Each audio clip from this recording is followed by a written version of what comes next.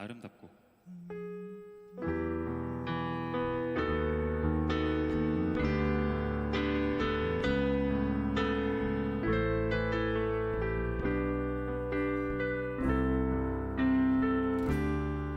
이렇게 하고 이 세상 가장 아름다운 트로고요. 이 세상 이렇게 일단 하겠습니다. 이렇게 하고 몇 분이냐 지금? 30분. 저게 시계가 살짝 안 맞은 것 같아. 31분. 오히려 더 된 거야. 그래서 우리 잠깐 마음을 정돈하면서 주님께서 이 시간에 주실 말씀과 우리에게 어떤 삶을 살아갈 은혜와 사랑을 부어주실지 또 기대하고 또 그런 마음을 또 기다리면서 우리 잠깐 기도하면서 나가겠습니다. 기도하겠습니다.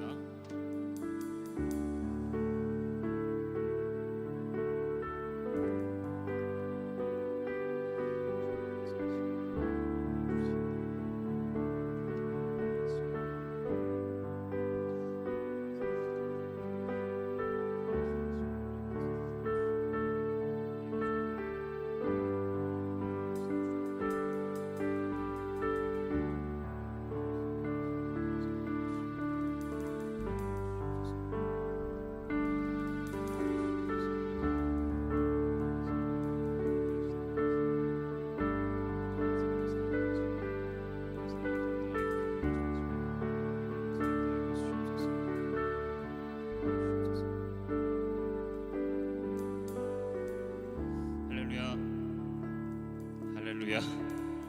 영락이가 할 때까지 할 거예요. 할렐루야. 옆 사람과 이렇게 인사해 보겠습니다. 주님의 이름으로 사랑합니다. 주님의 이름으로 축복합니다. 네, 오늘도 이렇게 3부 청년 예배 오신 여러분들 굉장히 환영하고 축복합니다. 한 주간도 잘 사셨습니까? 네. 제일 어린 친구가 좌우로 절레절레하면은 네, 형 누나들은 마음이 안 좋을 수밖에 없어요. 네, 삶을 살아갈 때 우리가 정말 힘들죠. 힘들고 어려운 순간이 정말 가득 넘치는데 뭐 저도 그렇고요. 인도자로서도 일주일 동안 뭐 어떻게 살아가는지 모르겠어요. 그러다가 진짜 토요일 딱 됐을 때 아 맞아 나 내일 하나님께 내일 나아가는 날이지 찬양 정해야지 이런 식으로 좀 급박하게 살아가는 것 같아요. 하지만 우리가 그 마음을 품게 해주시는 것도 하나님의 마음인 것 같아요. 정말 삶 가운데 정말 우리가 연약하고 너무 미천해서 하나님과 하나님의 사랑을 잊고 살아갈지라도 다시 기억나게 하시고 주님의 사랑과 다시 숨쉬게 하시는 주님의 은혜를 우리 찬양하면서 나아가면 좋겠습니다. 우리 이 시간에 주님께서 알려주신 기도로 기도하며 나아가도록 하겠습니다. 전능하사 천지를 만드신 하나님 아버지를 내가 믿사오며 그 외아들 우리 주 예수 그리스도를 믿사오니 이는 성령으로 잉태하사 동정녀 마리아에게 나시고 본디오 빌라도에게 고난을 받으사 체감에 못 박혀 죽으시고 장사한 지 사흘 만에 죽은 자 가운데서 다시 살아나시며 하늘 오르사 전능하신 하늘 우편에 앉아 계시다가 저희로서 산자와 죽은 자를 심판하러 오시리라. 성경을 믿사오며 거룩한 공예와 성도가 서로 교통하는 것과 죄를 사하여 주시는 것과 몸이 다시 사는 것과 영원히 사는 것을 믿사옵나이다. 아멘. 찬양하겠습니다.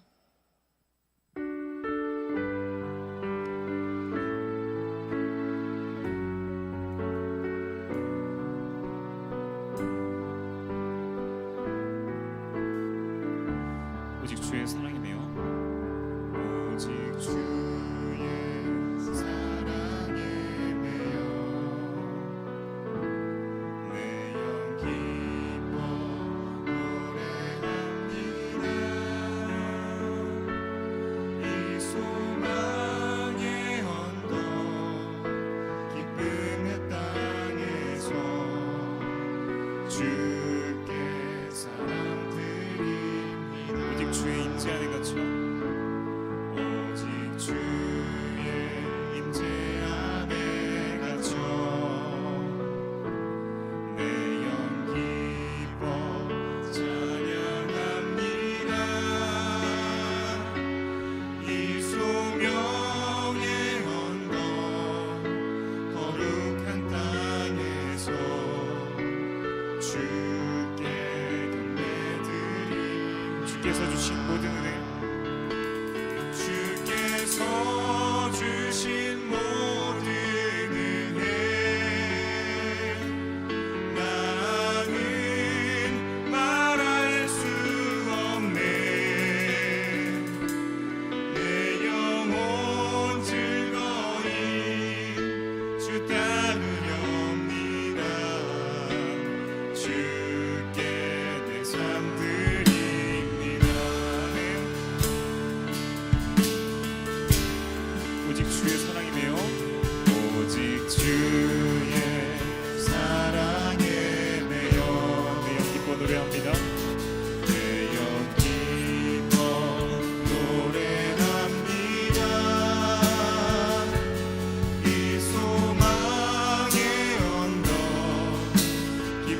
내 땅에서 주께 사람들이 오직 주의 임재 안에 갇혀 오직 주의 임재 안에 갇혀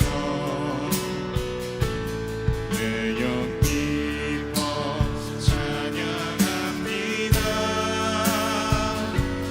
이 소명의 언덕 거룩한 땅에서 주께 예배드립니다. 주께서 주신 모든 은혜 주께서 주신 모든 은혜 나는 말할 수 없네. 내 영혼 즐거이 주 따르렵니다. 주께 내 삶 다시 고백하겠습니다. 주께서 주신 모든 은혜 주께서 주신 모든 은혜 나는 말할 수 없네. 내 영혼 즐거이 주 따르렵니다. 주께 내 삶 드립니다. 아멘. 주님만이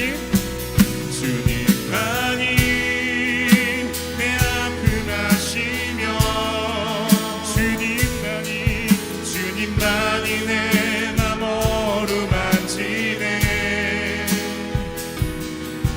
어느 누구도 나를 향하시 주님의 사랑을 끊을 수 없네.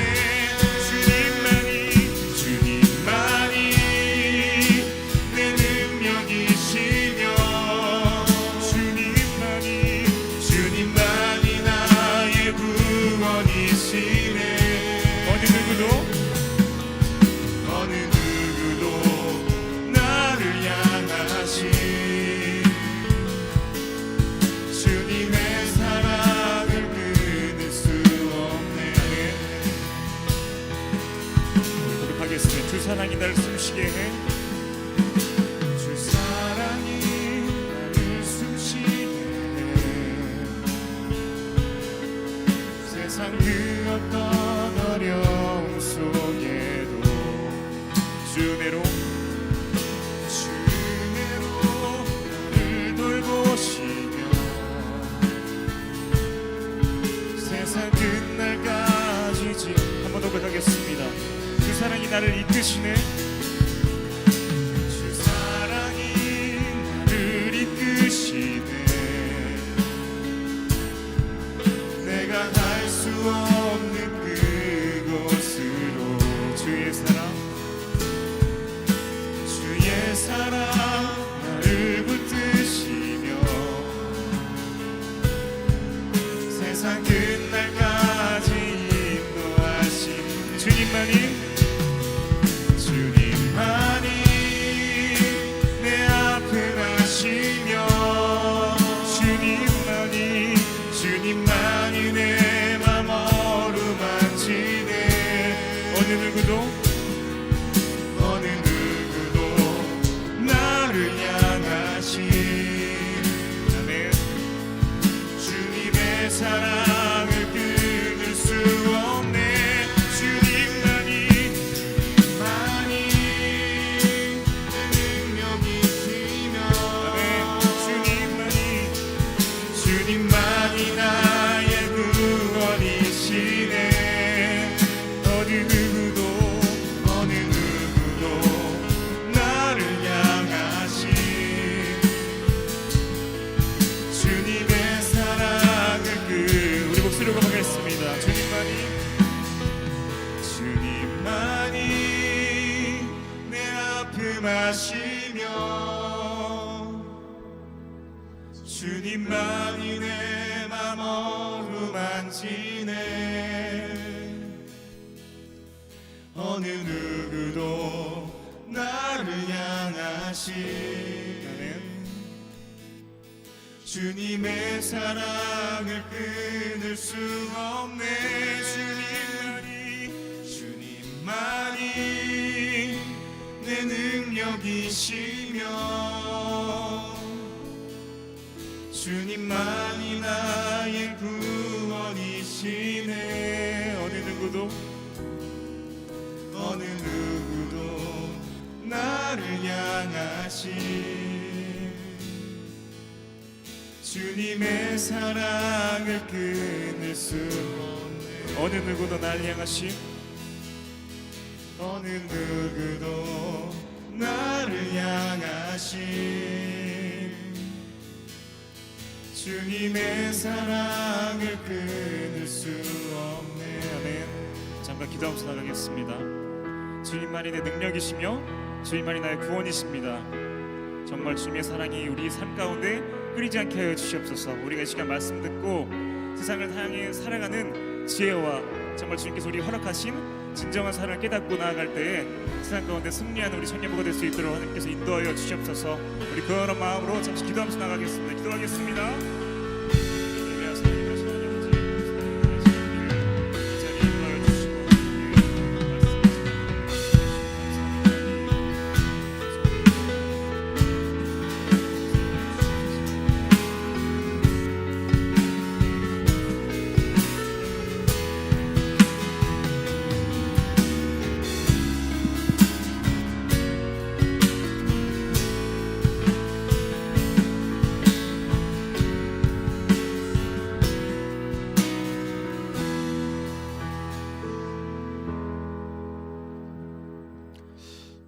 사랑의 하나님 감사합니다.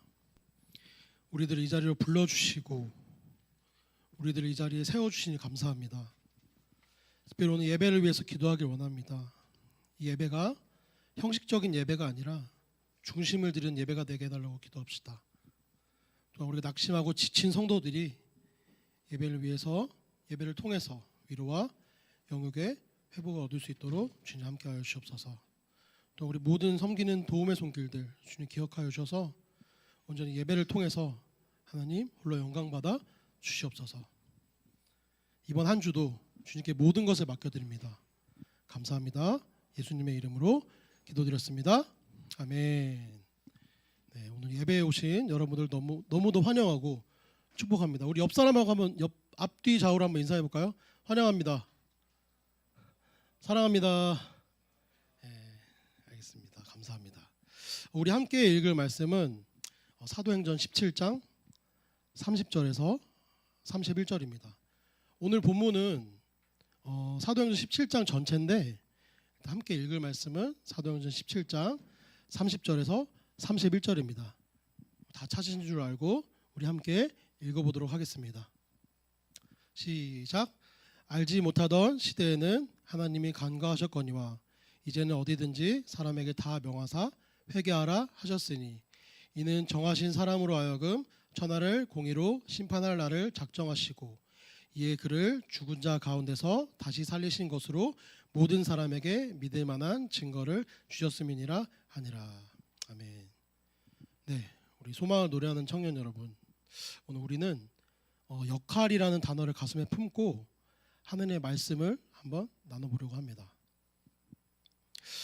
요즘 그 넷플릭스에서 가장 화제가 되고 있는 드라마가 있는데 혹시 뭔지 아시나요?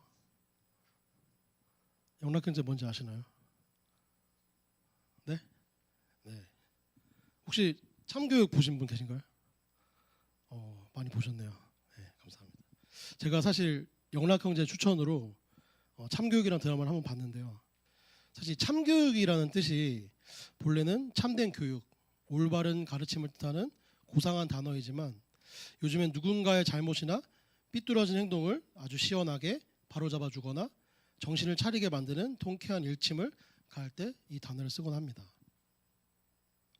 드라마를 보신 분들은 아시겠지만 요즘 학교에서 실제로 일어날 법한 그런 이야기들이 나오는데요.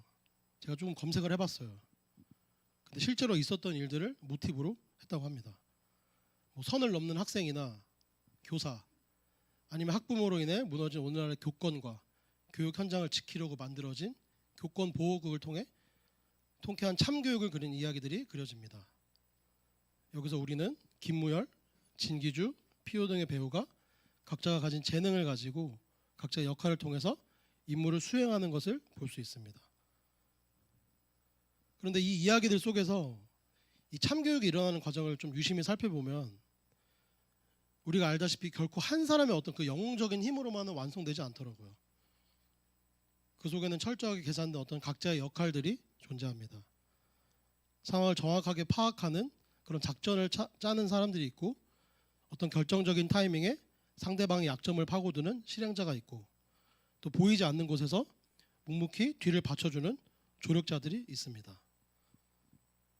이렇게 각자에게 맡겨진 고유한 역할들이 톱니바퀴처럼 맞물려 돌아갈 때 마침내 불의를 깨뜨리고 정의를 세우는 그 미션이 완벽하게 진행되는 것입니다.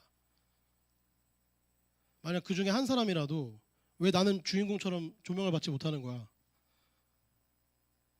이렇게 생각하면서 그 자리를 이탈하거나 역할을 거부했다고 생각해 보십시오. 그럼 이야기 속 그 인물들은 정말 보기 좋게 실패했을 거예요. 이것은 세상의 어떤 이야기나 콘텐츠에만 해당되는 것이 아닙니다. 우리 인간 사회의 모든 조직, 심지어 우리가 살아가는 이 우주와 하나님의 구원 역사 또한 하나님께서 주신, 각 사람에게 주신 고유한 역할 속에서 흘러가고 있는 것입니다. 오늘 본문인 사도행전 17장은 사도 바울이 2차 전도 여행을 다니면서 치열한 영적 임무를 수행하며 복음의 역사를 써내려갔던 사도 바울의 발자취가 고스란히 담겨 있습니다.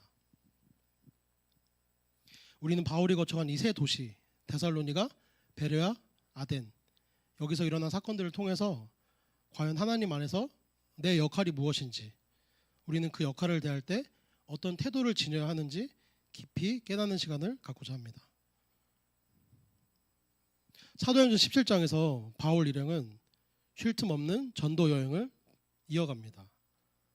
그들이 발을 디딘 곳은 그 당시 최고의 문화와 철학, 그리고 종교적인 열정이 가득했던 도시들이었습니다. 바울은 데살로니가, 베레아, 그리고 오늘날의 아테네라고 하는 그 아덴을 차례로 거쳐가면서 수많은 사람들을 만났고, 그 세 도시에서 마주한 사람들의 반응은 그야말로 천차만별이었습니다. 먼저 데살로니가입니다. 1절에서 9절을 보시면 바울은 데살로니가에서 유대인의 회당을 찾았습니다. 그리고 늘 해왔던 대로 새 안식일에 걸쳐서 성경을 가지고 뜻을 풀어냈어요. 그리고 바울은 이렇게 말했어요.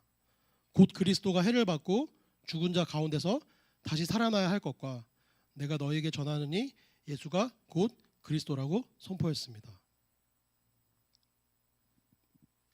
그 결과 이 경건한 헬라인의 큰 무리들과 적지 않은 귀부인들이 바울의 권함을 듣고 따르고 그 복음을 받아들였습니다. 그러나 우리가 알다시피 복음의 역사가 일어나는 곳에는 언제나 영적인 방해가 따르는 법입니다. 복음을 거부한 유대인들은 시기심이 가득했어요. 그래서 저작거리의 그 불량배들을 모아서 떼를 짓고 성을 소동하게 만들었습니다. 그 당시에 바울을 접대했던 그 야손의 집에 들어가 소란을 피우고 바울 일행을 천하를 어지럽히는 자들로 몰아세우며 핍박했습니다. 이렇게 첫 번째 도시 데살로니가에서의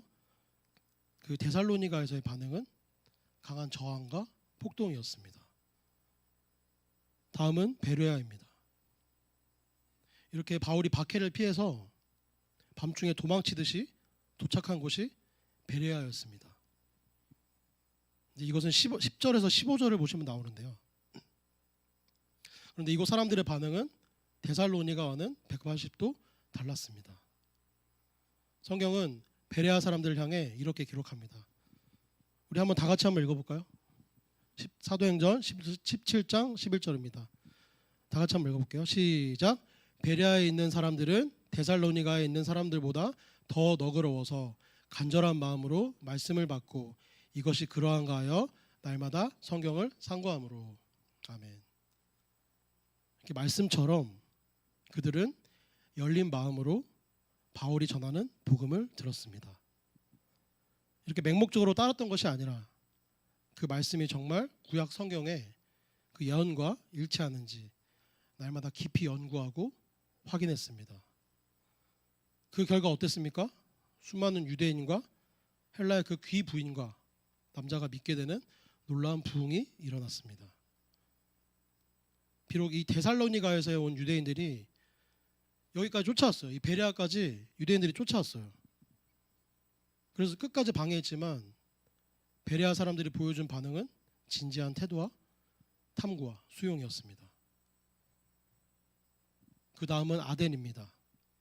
오늘날의 그리스 아테네라는 곳이죠.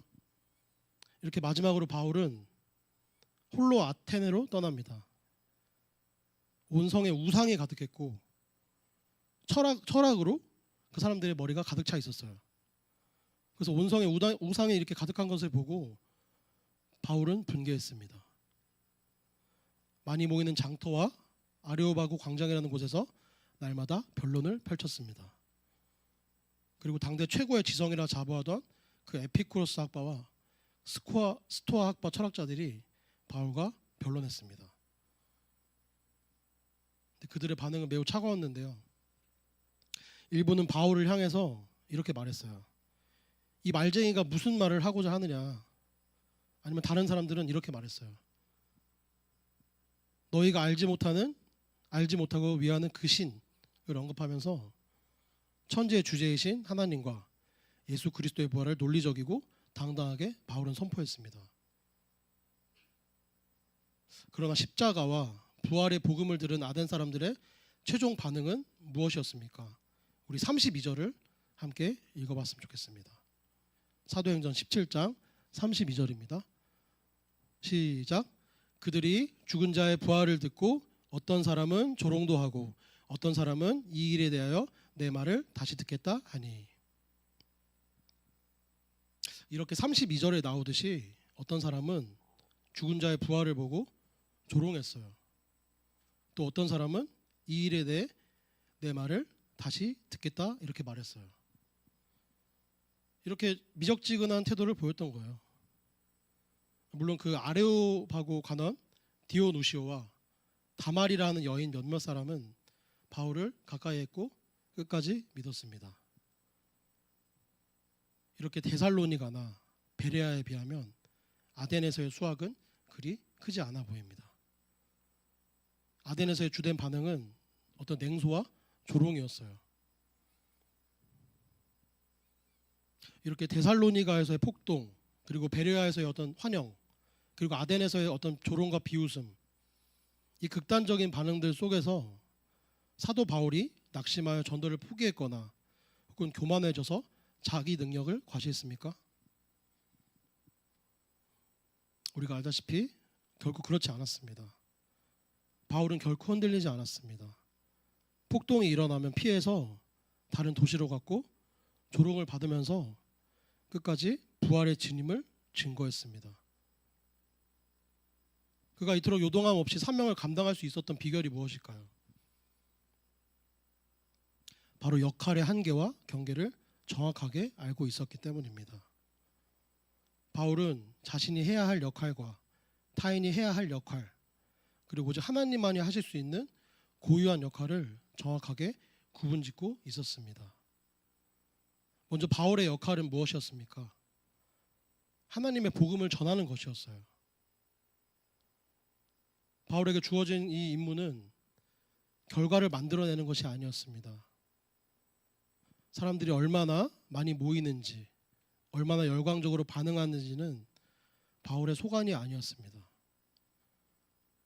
바울의 유일한 역할은 때를 얻든지 못 얻든지, 환영을 받든지 핍박을 받든지, 자신의 그 입술을 통해서, 자신의 삶을 통해서 예수님이 그리스도이심을 그저 순수하게, 순전하게 선포하는 것이었습니다. 그렇게 선포했을 때 반응이 나쁘다고 해서 실패한 사역도 아니고, 반응이 좋다고 해서 자신이 어떤 능력을 갖춘 것이 아님을 바울은 잘 알고 있었습니다. 두 번째로는 복음을 받아들이고 안 받아들이고는 듣는 사람들의 역할이었어요. 이 데살로니가 사람들이 너무 시기해서 폭동을 일으킨 것도 그들의 선택이고 역할이었습니다.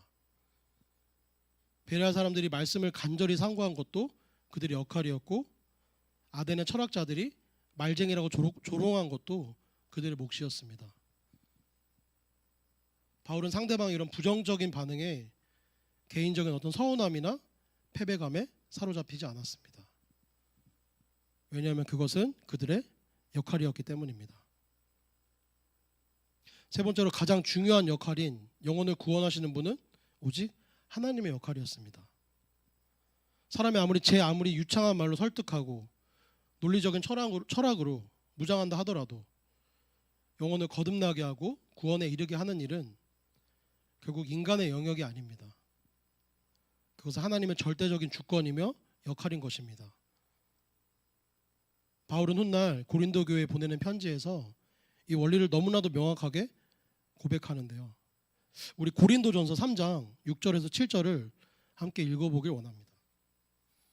화면에 나와 있죠? 다 찾으신 줄로 알고 우리 한번 함께 읽어보도록 하겠습니다. 시작.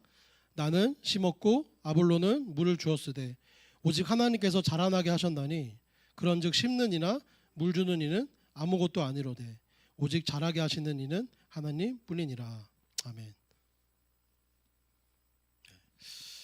이렇게 심는 역할, 물 주는 역할은 그저 인간이 하지만 그것을 자라게 하시고 생명을 부여하시는 분은 오직 하나님이십니다.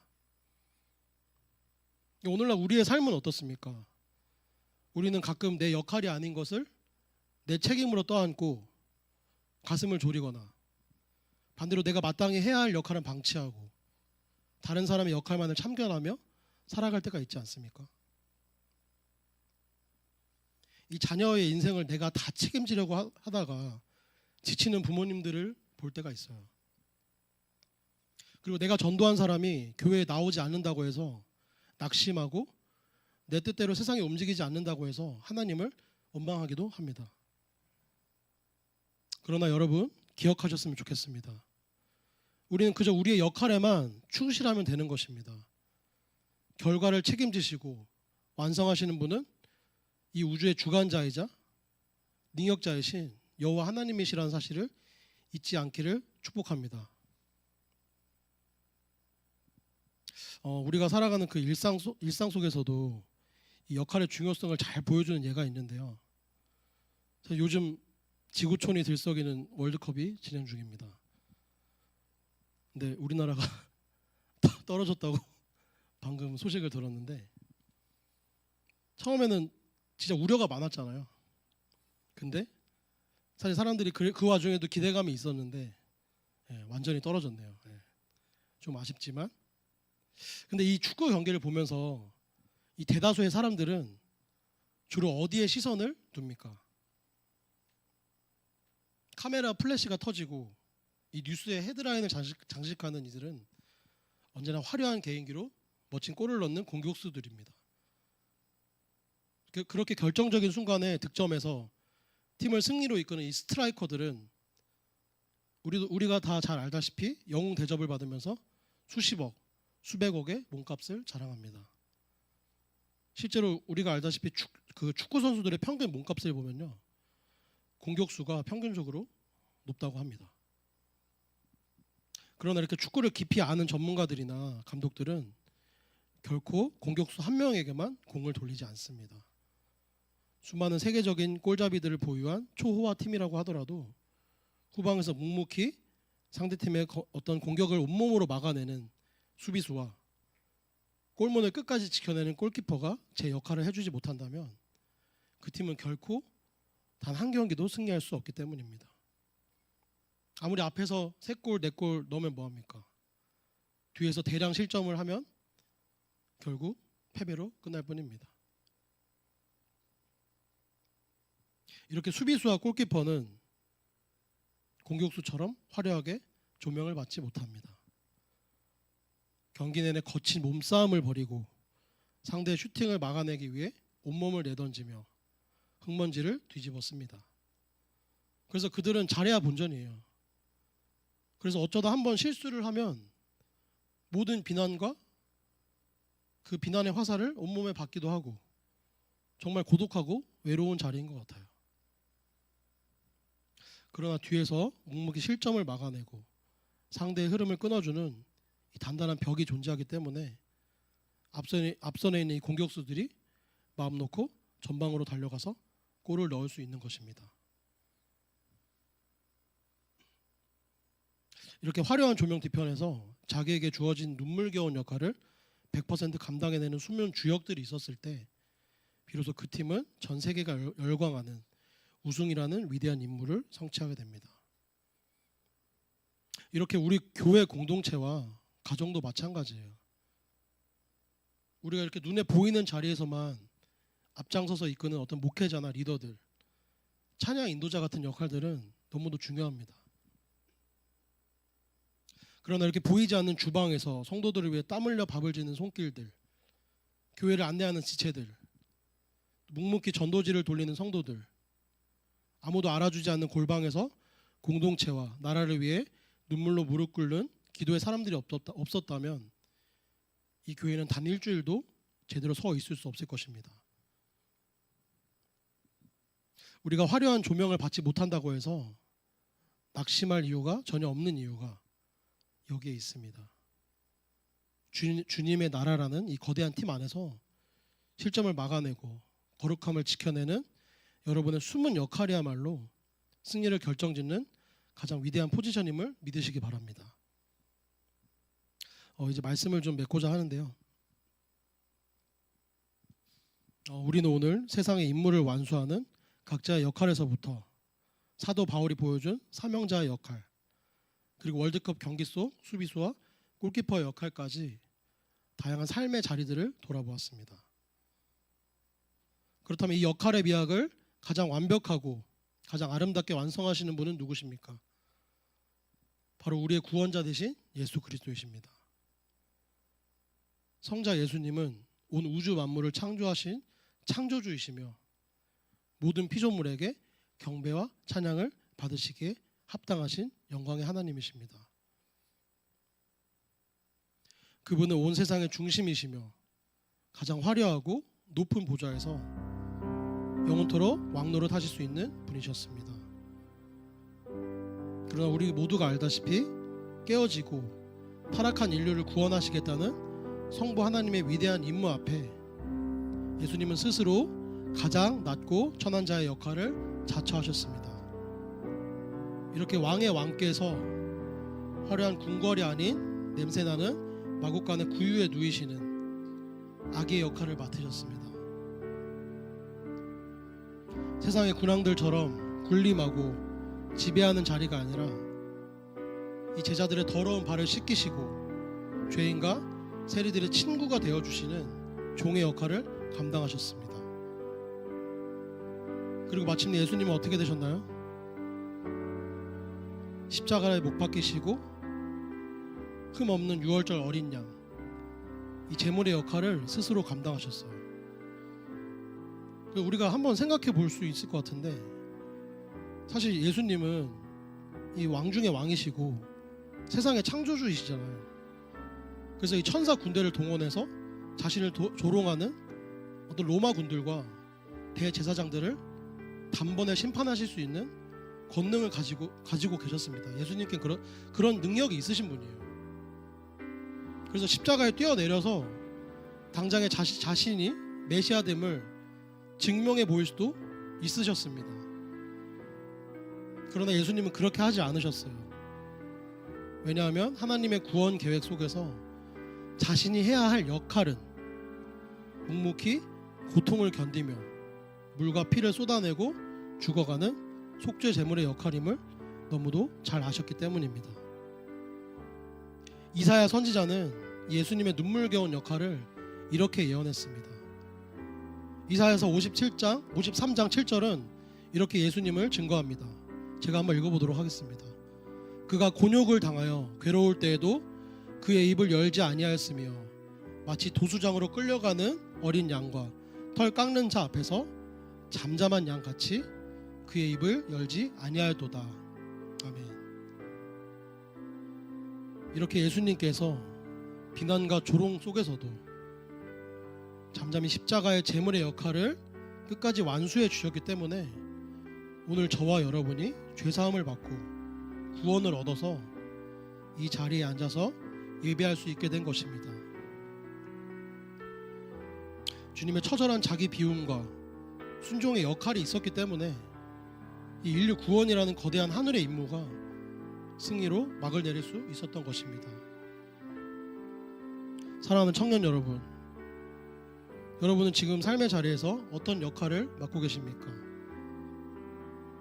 가정에서는 자녀로서, 직장에서는 이름 없는 실무자로서, 교회에서는 소리 없이 봉사하는 지체로서 그렇게 살아가고 있을 거예요. 한편으로는 정말 내 역할이 너무 작아 보이고 남들에 비해 빛나지 않아서 낙심이 찾아올 때도 있을 것입니다. 이렇게 세상 사람들의 반응은 차갑고 냉소적이라 생각할 때도 있을 거예요. 그럴 때마다 우리는 십자가의 예수님을 묵묵히 바라보셨으면 좋겠습니다. 그런 냉소 속에서도 나는 오직 복음을 전할 뿐이라며 자신의 길을 갔던 사도 바울을 기억하셨으면 좋겠습니다. 또한 화려하지 않았지만 팀의 승리를 위해 실점을 막아내는 골키퍼와 수비수의 헌신을 기억하셨으면 좋겠습니다. 우리가 처한 환경이나 사람들의 반응은 중요하지 않습니다. 중요한 것은 지금 내게 주어진 그 하나님의 역할을 충실히 수행하고 있는가 하는 것입니다. 우리가 각자의 자리에서 작은 그 톱니바퀴가 되어서 맡은 바 역할을 온전히 수행한다면, 온전히 감당한다면 하나님께서는 우리의 삶을 조화롭게 엮으셔서 주님의 위대한 뜻을 이 땅 가운데 이루어 가실 것입니다. 이번 한 주간도 내게 주신 삶의 자리, 사명의 자리에서 묵묵히 축복의 통로이자 골키퍼와 수비수의 역할을 잘 감당해냄으로써 결국 승리의 노래를 부르는 거룩한 주의 자녀들이 되시기를 주님의 이름으로 간절히 축복합니다. 우리 계속해서 찬양하며 나아갔으면 좋겠습니다.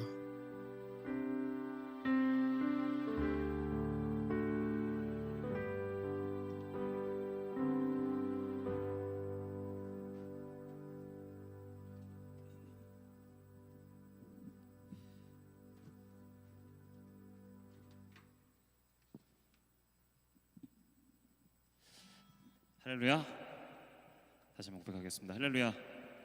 네, 저도 항상 고민을 많이 해보는 것 같아요. 하나님께서 우리에게 맡긴 역할이 무엇일까 생각해보면은 우리가 대단히 할 수 있는 게 없어요. 뭐 교회 안에서 봉사를 하는 찬양 인도자 입장이나 아니면 여러 가지 각자의 역할이 있겠죠. 근데 그게 뭐 찬양 인도를 한다고 해서 또 회중석이랑 다르게 하나님이 더 큰 은혜를 주시냐, 그것도 아니잖아요. 그래서 각자의 삶 가운데 하나님께서 우리를 대속해서 주신 십자가 사랑을 우리가 품고 그것을 우리 이웃에게 그 사랑을 받은 대로 전해줬을 때 주께서 하나님께서 우리에게 원하시는 역할이 아닐까 생각을 하게 됩니다. 우리 놀라우신 그 은혜를 신나게 찬양만 나아갈 건데 다 같이 일어나서 고백하도록 하겠습니다.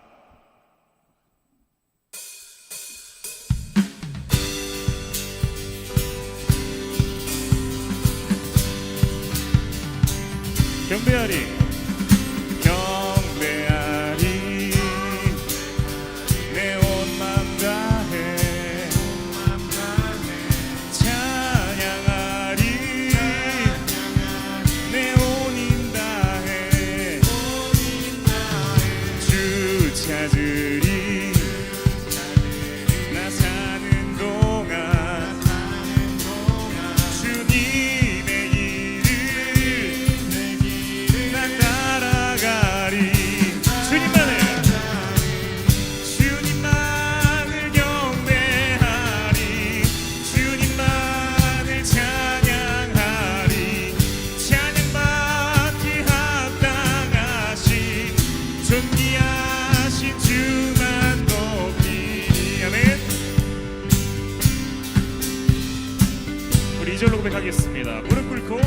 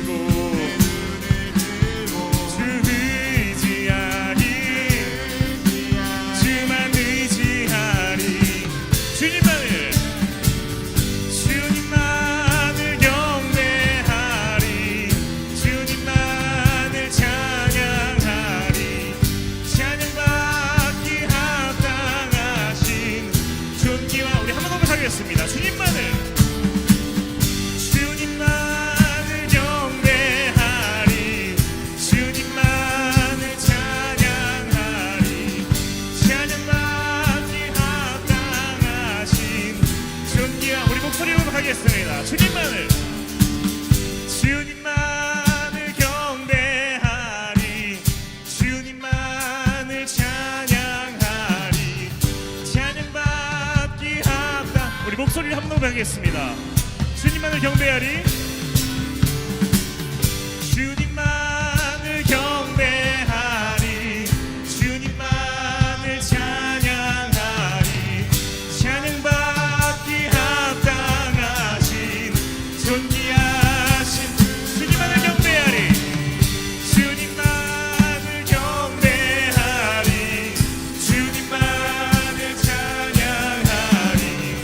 찬양받기 합당하신 우리 마지막으로 고백하겠습니다.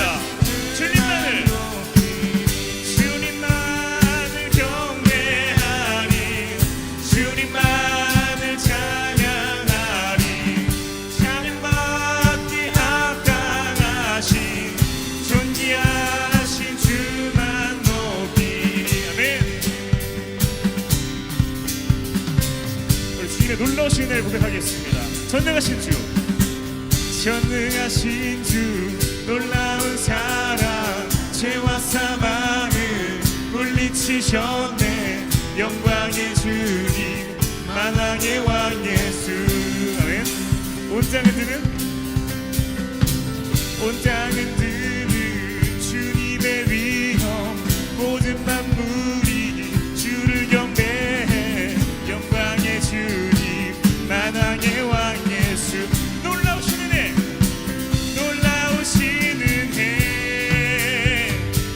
완전하신 사랑, 나의 죄 위하여 십자가 지신 주, 생명을 주시고 자유케 하셨네. 오, 예수 행하신 모든 일 찬양해. 아멘. 우리 2절로 고백하겠습니다. 모든 문제를 다스리시는 고아된 우리를 자녀 삼으신 영광의 주님, 만왕의 왕 예수. 공의와 진리로 다스리시며 태양보다 더 밝게 빛나는 영광의 주님, 만왕의 왕 예수. 고백하겠습니다. 놀라우신 은혜, 완전하신 사랑, 나의 죄 위하여 십자가 지신 주, 생명을 주시고 자유케 하셨네. 오, 예수 행하신 모든 일 찬양해. 아멘. 고백하겠습니다. 주님 당한 그 어린 양, 주님 당한 그 어린 양, 승리하신 왕 그 이름 예수. 주님 당한 그 어린 양, 승리하신 왕 하겠습니다. 주님 당한 그 어린 양, 주님 당한 그 어린 양, 승리하신 왕 그 이름 예수. 주님 당한 그 어린 양, 존귀요 놀라우신 은혜, 완전하신 사랑, 나의 죄 위하여 십자가 지신 주, 생명을 주시고 자유케 하셨네. 오, 예수 행하신 우리 함나오를 하겠습니다. 놀라우신 은혜, 완전하신 사랑, 나의 죄 위하여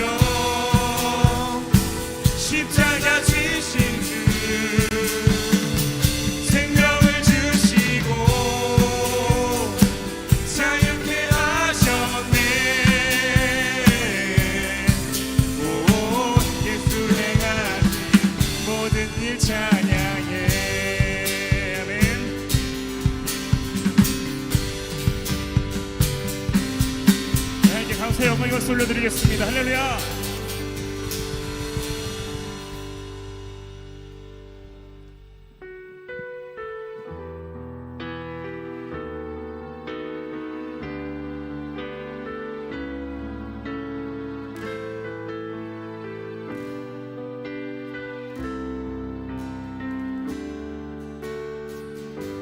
이 세상 가장 아름다운 이 세상 가장 아름다운 순종의 눈물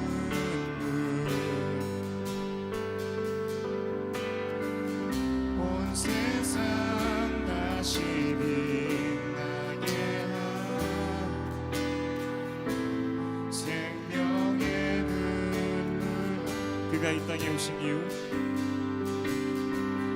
그가 이 땅에 오신 이유 죽어야 살게 되고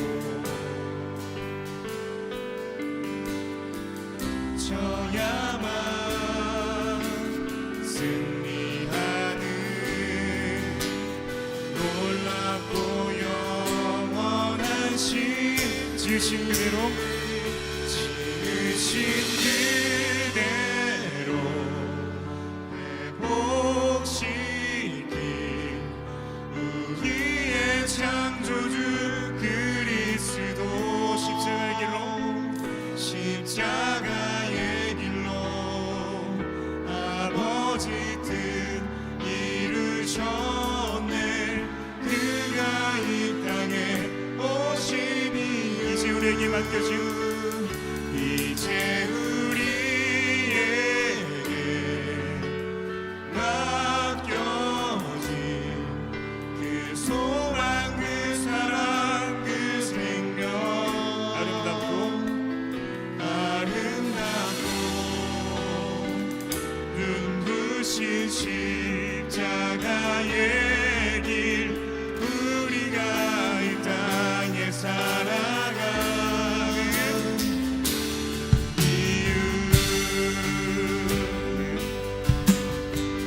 이 세상 가장 아름다운 이 세상 가장 아름다운 순종의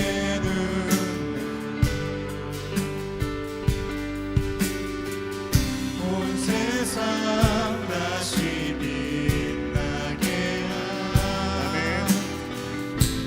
생명의 눈물 주님이 이 땅에 오신 이유 그가 이 땅에 오신 이유 죽어야 살게 되고 져야만 승리하는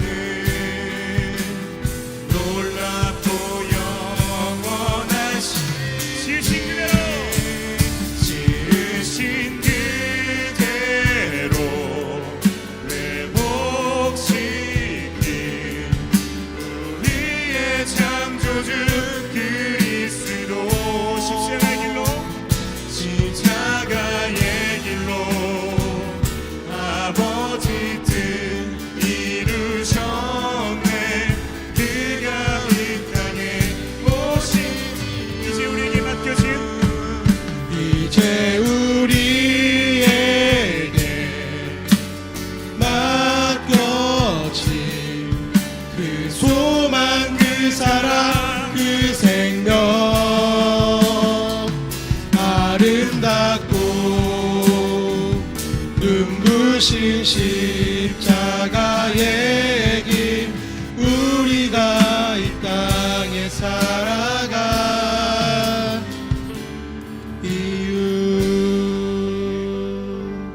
우리 한 가지 기도 제목을 가지고 좀 기도하며 나아갔으면 좋겠습니다. 오늘 사도행전 17장의 말씀을 통해서 여러분 좀 어떤 생각을 가지셨는지 좀 궁금합니다. 오늘 제가 역할이라는 주제를 가지고 설교를 했는데요. 우리의 삶 속에서 감당해야 할 그 역할에 대해서 다시 한번 돌아보길 원합니다. 오직 결과를 자라나게 하시고 열매 맺게 하시는 분은 하나님 한 분뿐이심을 인정하고 우리는 우리에게 맡겨진 심고 물 주는 역할에 최선을 다하게 해달라고 기도합시다. 더불어서 우리의 구원을 위해 스스로 십자가의 제물이 되어주시고 예수님의 그 신종을 본받아 이번 한 주간도 가정과 일터와 교회에서 내게 주신 자리를 묵묵히 지키며 승리하는 주님의 자녀가 되게 해달라고 그렇게 기도하며 나아갔으면 좋겠습니다. 기도합시다. 사랑의 하나님 감사합니다. 우리들을 이 자리로 부르시고 세워주시니 감사합니다.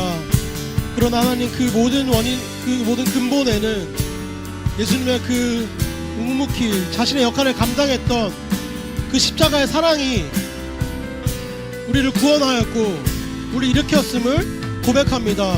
하나님, 우리가 그 십자가의 길을 기억하기 원합니다. 당신이 이 땅에 오신 이유를 다시 한번 기억하기 원합니다. 하나님, 우리에게 맡겨진 그 소망과 그 사랑과 그 생명을 기억하며 우리가 한 걸음 한 걸음 나아가기 원합니다. 하나님, 우리들을 붙잡아 주시고 우리 사랑하는 청년들 정말 지치고 정말 두려움 많고 어둠 가득한 이 세상 속에서 예수님의 그 역할을 기억하며 예수님의 사랑을 기억하며 나아가는 우리가 되길 원합니다. 하나님 함께하여 주시옵소서. 아버지 이끌어 주시옵소서. 주님 너무나 감사합니다.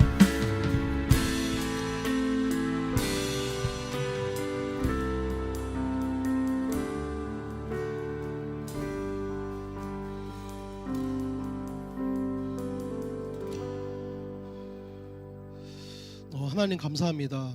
오늘 사도행전 17장을 통해서 우리에게 주어진 역할이 무엇인지 다시 한번 돌아보게 하시니 감사합니다. 우리가 이 자리에 있는 이유가 예수님의 그 묵묵한 그 순종이었음을 우리가 돌아보게 됩니다. 그것을 통해서 하나님 우리가 결과에 연연하는 것이 아니라 우리에게 주어진 역할에 집중하고 그저 우리는 심고 물 주는 역할에 최선을 다하길 원합니다. 그렇게 우리가 예수님의 사랑을 본받아 그 사랑을 전하는 우리들이 될 수 있도록 주님께서 인도하여 주시옵소서. 이 모든 말씀 살아계신 예수님의 이름으로 기도드렸습니다. 아멘. 우리 주님 가르쳐 주신 기도로 예배를 마치겠습니다.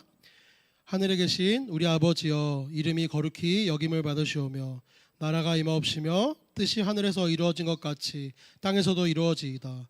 오늘날 우리에게 일용할 양식을 주옵시고 우리가 우리에게 죄 지은 자를 사하여 준 것 같이 우리 죄를 사하여 주옵시고 우리를 시험에 들게 하지 마옵시고 다만 악에서 구하옵소서. 나라와 권세와 영광이 아버지께 있음을 영원히 있사옵나이다.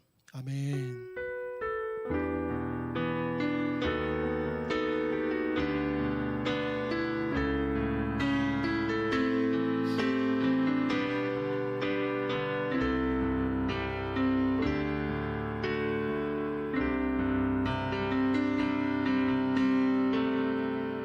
우리 하나님께 영광의 박수 올려드렸으면 좋겠습니다. 우리 광고 사항이 있는데요. 광고가 좀 많아요. 근데 일단 저기 보시면 청년부 주보가 있거든요. 거기에 모든 그 내용들이 다 있긴 한데 오늘 저희 기본적으로 저희 다 이미 광고가 됐지만 7월 17일부터 19일까지 청년부 수련회가 있습니다. 오늘 그래서 임원들 모임이 있습니다. 시간과 장소 확인 부탁드립니다. 그리고 내일 그 한상준 형제가 해병대로 입대한다고 합니다. 내일 2시에 포항 해병교육훈련단으로 입대가 한다고 하니까 혹시 아시는 분들은 좀 격려와 기도 문자 부탁드립니다. 다음 넘겨주시고요. 그리고 저희가 이제 그 후쿠오카, 사가, 나가사키 선교 여행 일정이 사실 9월 달로 예정이 돼 있었는데 저희가 아마 10월 15일 날부터 17일로 이렇게 미뤄졌어요. 그 선교사님하고 이렇게 연락이 됐는데 한 달 정도 미뤄진 걸로 확인이 되었습니다. 저희 7월 5일부터 신청 받습니다.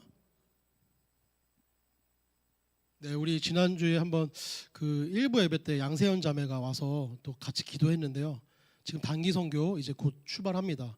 6월 27일부터 잠시만요. 어제 출발했죠. 27일부터 7월 12일까지 우즈베키스탄 거기서 좀 안전하고 은혜로운 선교 될 수 있도록 기도 부탁드립니다. 네, 우리 동현 형제가 이제 훈련소를 벌써 수료했다고 해요. 내일은 저기 상준 형제 입대하는데 그러면 저기 선임이 되는 건가요? 성준 형제? 한기수 선임. 한기수 선임은 관계가 어떻게 되나요? 당장인가요? 알겠습니다. 포항 뭐 자대는 포항으로 됐고 병과는 포병으로 7월 2일 날 자대 배치가 된다고 합니다. 그리고 돌아오는 토요일 7월 4일 날 청지기 기도회가 있습니다. 우리 모든 청지기들은 청년 뭐 작년 상관없이 다 참여하는 걸로 보시면 될 것 같습니다. 제가 목사님께 들은 바로는 이제 청년 리더들이 섬김으로 기도회 브런치를 저희 준비한다고 들었거든요. 근데 한번 얘기는 제가 들었어요. 근데 맞잖아요. 네, 한번 제가 들은 바가 있어서 일단은 확인해 주시고요. 네, 오늘 그 퍼스널 컬러 세미나 오늘 합니다. 오늘 그 이 김민은 강사님이 오셔서 아마 하시는 걸로 알고 있고 실제로 지금 회비를 입금하셔가지고 하실 분들이 몇몇 계세요. 그래서 같이 또 보면서 그 시간들 좀 가졌으면 좋겠습니다.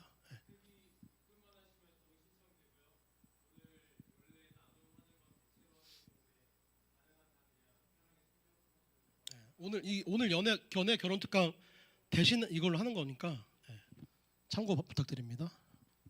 더 있나요 혹시? 네. 그럼 우리 식사하러 올라가도록 하겠습니다.